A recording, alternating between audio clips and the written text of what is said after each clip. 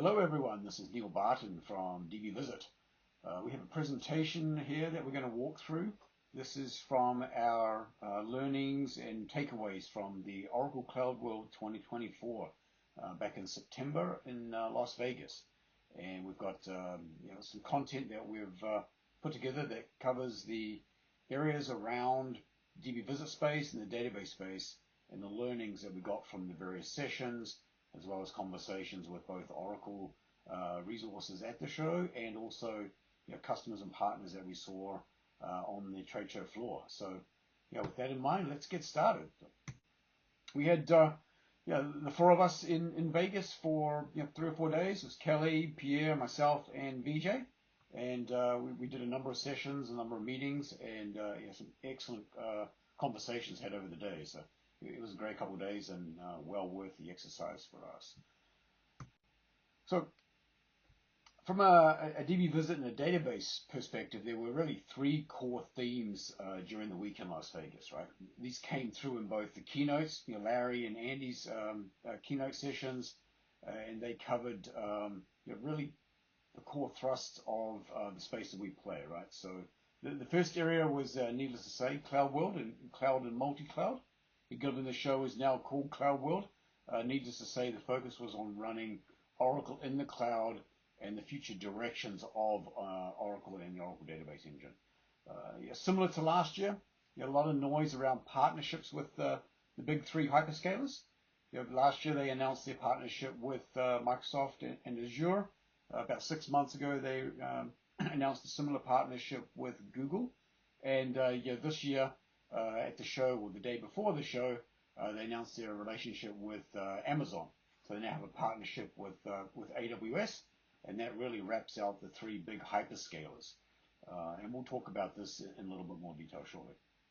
The second core theme across pretty much most of the database-related presentations is in what they are terming a converged database, right?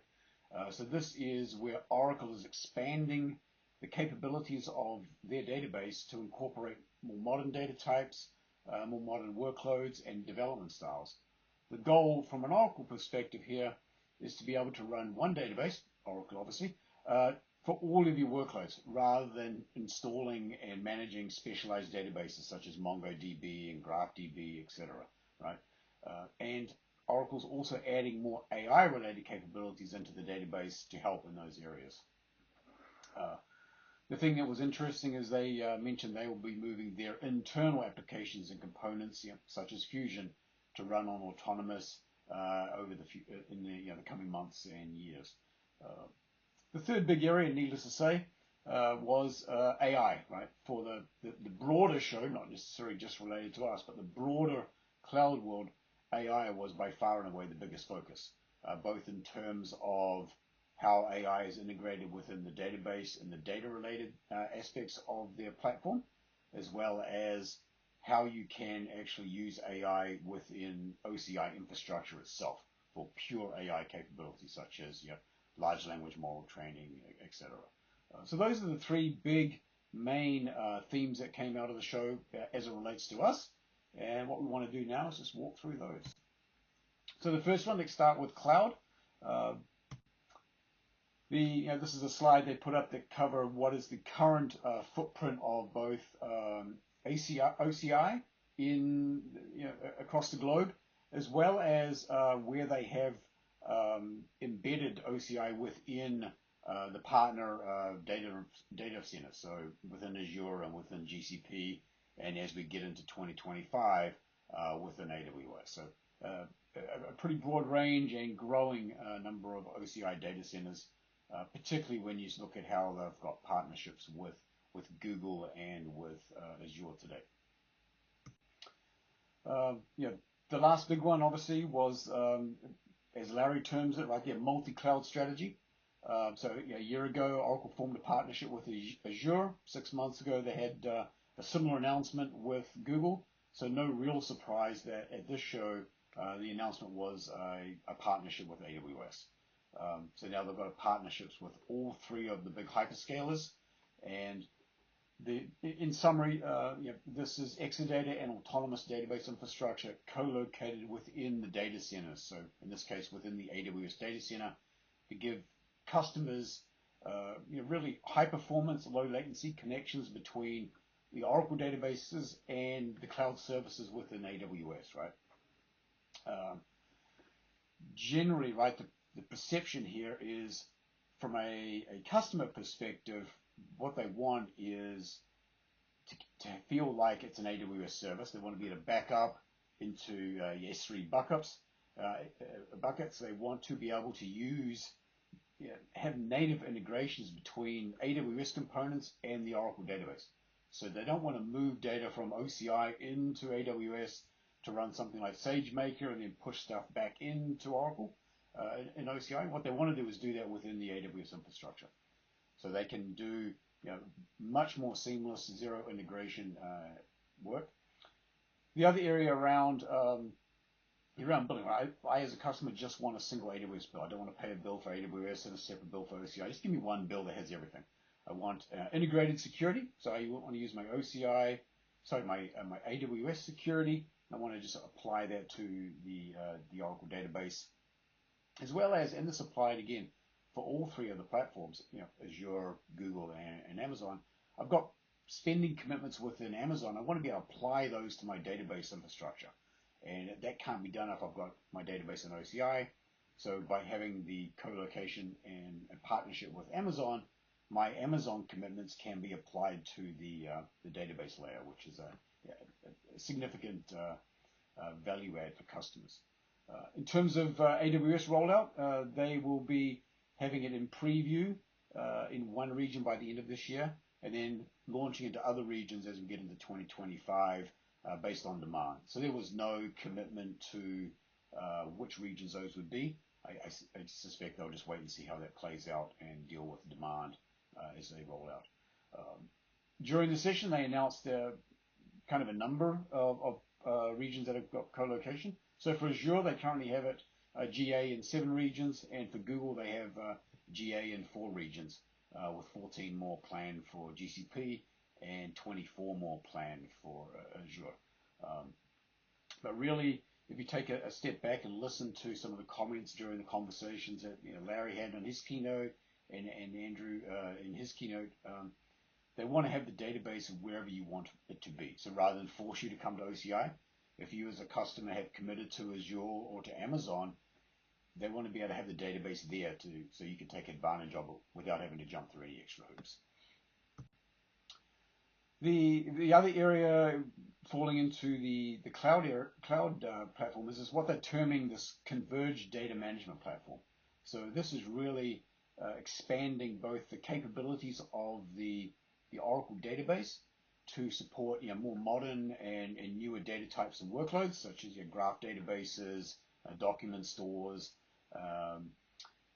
competing against things like Mongo, as well as into areas that surround the database. So Apex tooling, REST services and APIs from Mongo that actually integrate directly into the database.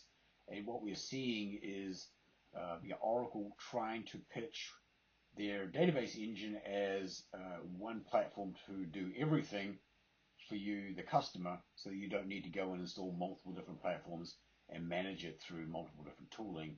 You bring in Oracle and you do that through the Oracle database itself, one database engine that can do everything. The Oracle argument we heard a couple times, or their pitch, right, is it's simpler to add a SQL statement to support a workload rather than an entire database platform. So that was an interesting learning, and we expect, and we'll touch on this shortly, where they're going with this with respect to AI. The other big interesting session around cloud was on the exascale architecture. Back in last year's Cloud World 2023, they announced what they termed Exadata Exascale, which is a re-architected Exadata platform. They completely re-architected it, designed it to be more scalable, both in terms of scaling up and also scaling down. And for them, they viewed it as a massive shift for what you can do with Oracle on Exadata. This year's session was talking through it at a technical level, doing some demonstration of it now that it's actually GA and available. So it was an interesting session. They talked about how this allows you to scale up and down because they've separated the storage from the compute and allowing you to do some pretty interesting and efficient things on the platform moving forward. And really, all of this is done at the software layer. So they've made a significant number of massive changes, but it's all under the cover. So you, as a user, don't really see that outside of the benefits like scaling up and scaling down and doing some of the other capabilities around workload management.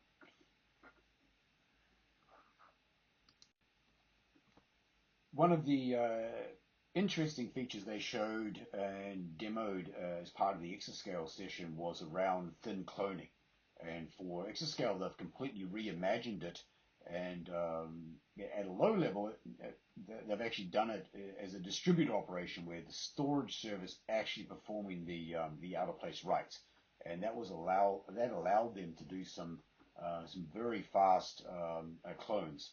The one they demoed at the session was cloning a 1.5 terabyte database in about 9 seconds.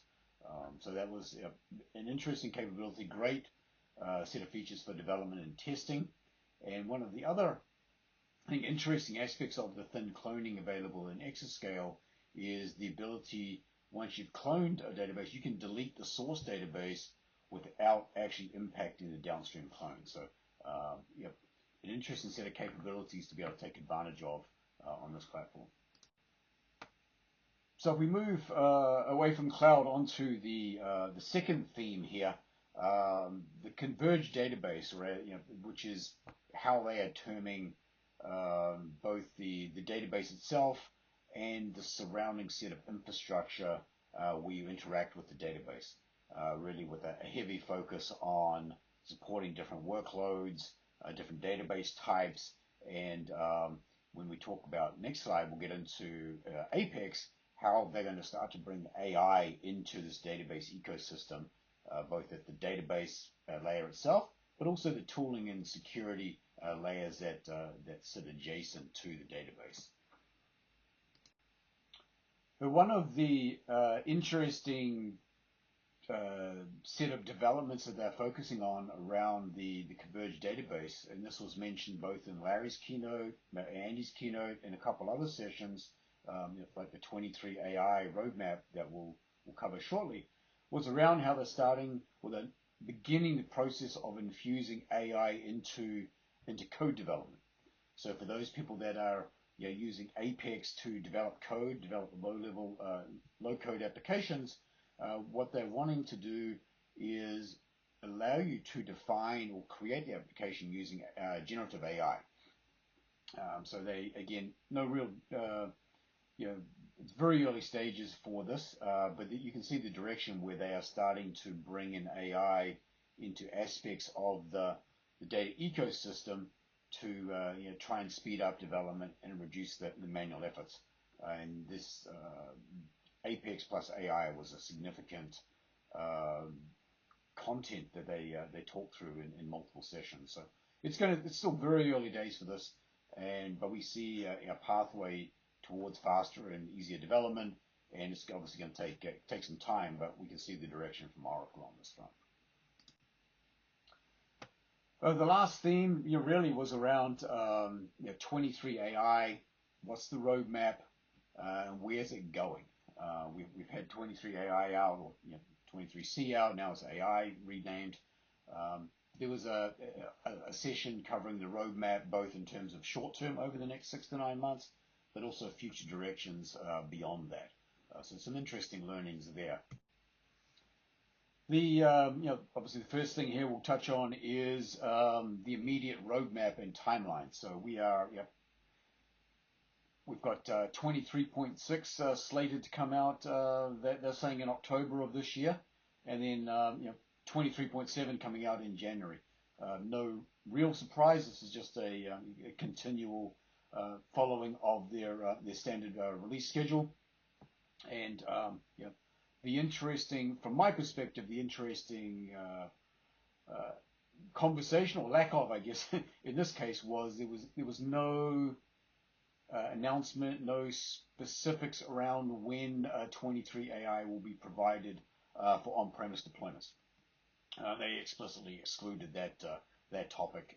So what they have currently on the website is the only information available. There was no, they avoided that completely during the session, which I found an interesting observation.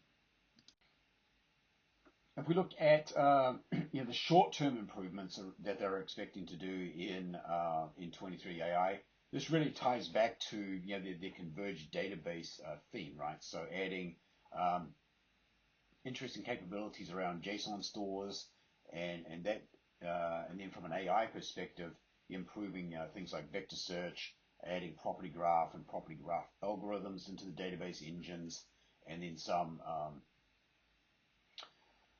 works, low-level stuff in the database itself. Probably the big one that again ties to AI is better and more seamless integration with offloading data for GPU processing. So you can take the data from the database and then more tightly integrate it with GPUs for processing and bringing it back in. Again, low-level changes, nothing massive, but just a continual growth in terms of expanding the data types and workloads that they can support within the Oracle database itself. As we talked about, right, with AI, they want to be able to provide, certainly with an autonomous database platform, GPUs as part of the core offering. So you can have, do your AI processing within autonomous without having to do any extra setup to offload data for GPUs. It can be quite complicated. So again, streamlining and simplifying the AI integration into the database and the platform is a core thread there. In terms of AI vector search, just a low level, a number of changes to continually improve the capabilities around offloading data, how you integrate with LLMs and various frameworks there. And I would expect over the coming releases just continual expansion of AI capabilities in the database engine and the surrounding infrastructure, and just streamlining and making that process easier for customers and users of the database. So that's the short term. They didn't really dig into any of the details about what they're going to do on beyond the 23.7, right? So as we get into the back half of 2025, but they did have a list of features that will be anticipated to come out as part of that. So again, simplifying database operations.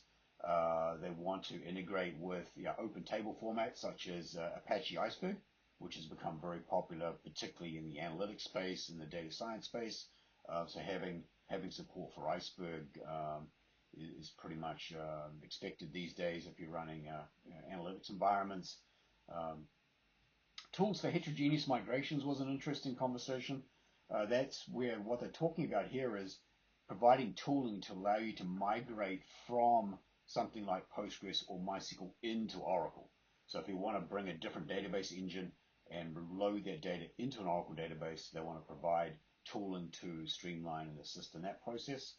And related to that, wire-based protocol APIs to support other databases. So it's similar to what they're doing with MongoDB, allowing you to interact with the Oracle database as though it is something else.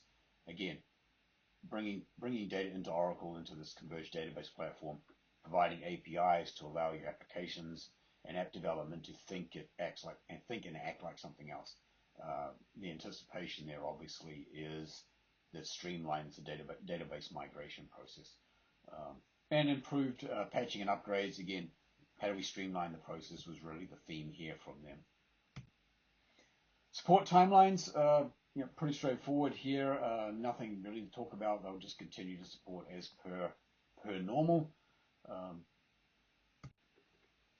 So the last slide I want to touch on is what I'm terming just miscellaneous content, right? So this would be observations, learnings from conversations we had during the session, just general random stuff that is worth of note, from the show. It really doesn't fall into the key three threads we just covered. Um, the first one we start at the top left, right? So I think if you take a step back from what we've just been focusing on, which is dbVisit database related, the CloudWater itself uh, had a massive AI focus, and I think if you take a look at OCI itself and Oracle, there's the data, your Fusion, the database, autonomous, all of that stuff, which is data related, but there's also a massive amount of infrastructure within OCI that's dedicated and focused on providing AI capabilities for people that want to use GPUs, want to train large language models, etc. That's got nothing to do with the database, right? So there is a massive focus from Oracle itself on workloads that are AI focused, can leverage their infrastructure, the GPUs, so on and so forth. And the biggest booths at CloudWater this year were AI infrastructure related booths rather than database related booths. So that was an interesting observation. The second one came up in a couple sessions, and I found it interesting because they were set customer sessions where they were talking about cloud migrations, but there was a lot of focus on the process of going to the cloud and the challenges involved, right? So it's not a weekend exercise; it's a multi-month, multi-year exercise as customers are looking to migrate workloads off on premise into the cloud. So I think it was good from my standpoint that customers were talking about just how complicated this is and what's involved and the pain and the planning and everything that's involved in migrating to the cloud. I think it gives companies a realistic view that do I want to stick on-prem? Because there's an awful lot of work and risk in moving to the cloud, and at least acknowledging that is a large process with a lot of planning required. So I think that was a good set of sessions. We had some conversations around Odor and particularly how it relates to Europe. The Odor team was saying 20% of EMEA is SE2.